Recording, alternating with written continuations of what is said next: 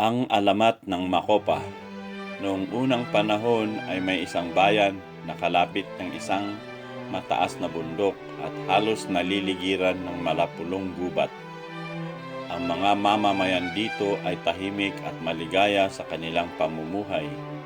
Ang malawak na bukirin at mayabong na punong kahoy ay nagbibigay ng masaganang ani na siyang ikinabubuhay ng bawat taong naninirahan doon. Ngunit sa lahat, ang pinagmamalaki ng mamamayan ay ang kanilang gintong kampana na nakasabit sa simboryo ng simbahan. Ang pinagmulan nito ay matagal nang nalimutan. Ayon sa mga kanununuan nila, ang kampanang yon ay nagisnan na nila at kanilangang ginagalang. Dito ay may napapaloob na hiwaga at ang paniwalay doon nang gagaling ang biyayang tinatamasa nila sa buhay. Ang batingaw na yon ay napakaganda ang hubog, malakas at buo ang tunog. Kung tumutunog ay kinariringgan ng napakagandang tinig na bawat taong makarinig ay sapilitang lumuluhod at taimtim na nagpapasalamat sa may kapal dahil sa mga biyaya nilang tinatanggap. Talagang napakalaki ng pagsamba at paggalang ng mga tao sa kanilang batingaw. Maraming tao sa malalayong bayan ang nakakaalam sa kahalagahan ng kampanang ito. Hindi lamang kakaunti ang nagkaroon ng masamang nasa na makamtan ang nasabing batingaw. Higit sa lahat na may nais ay ang mga tulisang naninirahan sa gubat. Balak nilang tunawin ito kapag nakuha nila. Isang araw, ang buong bayan ay nagimbal sa sigaw na, "Tulisan! Tulisan! Ang mga tulisan ay dumarating!" Di nag-aksaya ng panahon ang pari at ang dalawang sakristan. Biglang ibinaba ang kampana't itinago. Nang dumating ang mga tulisan, wala na ang batingaw. Ang pari at ang mga sakristan ay pinagsasaktan ng mga tulisan at pilit na pinalabas sa kanila ang batingaw.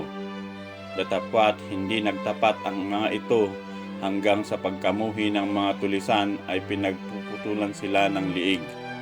Nagbalik ang mga tulisan sa gubat na hindi nakamtan ang pakay nila. Ang bayan ay nagulo.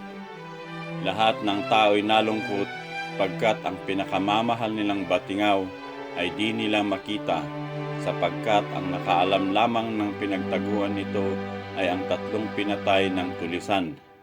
Lahat ng mamamayan, bata, matanda, mayaman, mahirap, ay para-parang nangagsipaghanap, ngunit hindi rin nila matagpuan. Lumipas ang maraming araw at ang batingaw ay patuloy nang naglaho.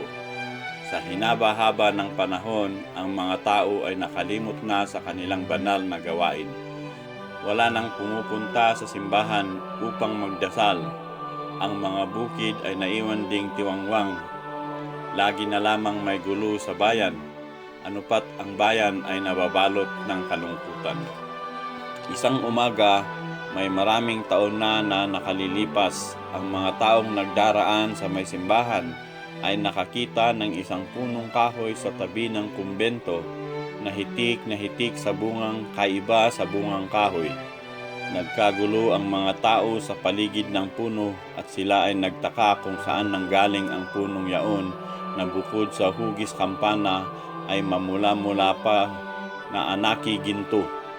Isang matandang lalaki ang pumagitna sa mga taong nangaroroon at nagsalita ng, "Habang ako'y natutulog, tila nakarinig ako ng isang tinig na nag-uutos na hukayin ko ang ilalim ng isang puno sa tabi ng kumbento.